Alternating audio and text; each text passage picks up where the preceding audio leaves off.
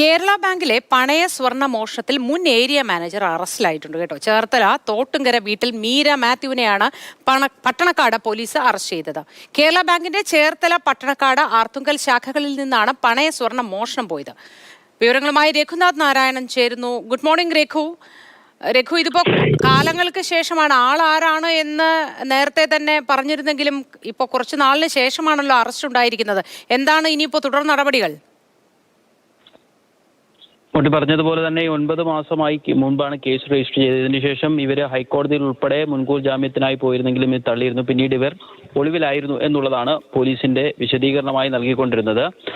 സഹകരണ ബാങ്കുകളിലൊക്കെ വ്യാപകമായി ക്രമക്കേട് നടന്ന ആ ഒരു ഘട്ടത്തിലാണ് ഈ കേരള ബാങ്കിന്റെ ചേർത്തല, പട്ടണക്കാട്, അർത്തുങ്കൽ ശാഖകളിലുമൊക്കെ പതിവ് പരിശോധന നടന്നിരുന്നു. അതിന്റെ ഭാഗമായി നടത്തിയ പരിശോധനയിലാണ് ഈ സ്വർണ്ണ വായ്പ ആയിട്ട് നൽകിയ, അല്ലെങ്കിൽ ഈ വായ്പ നൽകാൻ വേണ്ടി ഈടായി വാങ്ങിയ സ്വർണത്തിന്റെ ഒരു കുറവ് കണ്ടെത്തിയത്. തുടർന്ന് ഈ നടത്തിയ പരിശോധനയിൽ 336 ഗ്രാം, ഏകദേശം 40 പവനിലധികം വരുന്ന സ്വർണത്തിന്റെ കുറവ് കണ്ടെത്തി. അങ്ങനെ ചോദ്യം ചെയ്യുന്നതിനിടെയാണ് ഈ സ്വർണം തിരഞ്ഞെടുക്കുന്ന, അല്ലെങ്കിൽ സ്വർണത്തിന്റെ ക്വാളിറ്റി പരിശോധിക്കുന്നതിന്റെ ചുമതല ഉണ്ടായിരുന്ന ഉദ്യോഗസ്ഥയാണ് ഈ മീര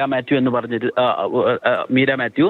അവര് തിരിമറി നടത്തിയതാണ് എന്ന് കണ്ടെത്തുകയും ചെയ്തിരുന്നു. ഇതിന്റെ അടിസ്ഥാനത്തിലാണ് പട്ടണക്കാട് പോലീസും ഒപ്പം തന്നെ ചേർത്തല പോലീസും കേസ് രജിസ്റ്റർ ചെയ്തിരുന്നു. പട്ടണക്കാട് പോലീസാണ് നിലവിൽ ഇവരുടെ അറസ്റ്റ് രേഖപ്പെടുത്തിയിട്ടുള്ളത്. ഇവരെ ചേർത്തല പോലീസും ചോദ്യം ചെയ്യും.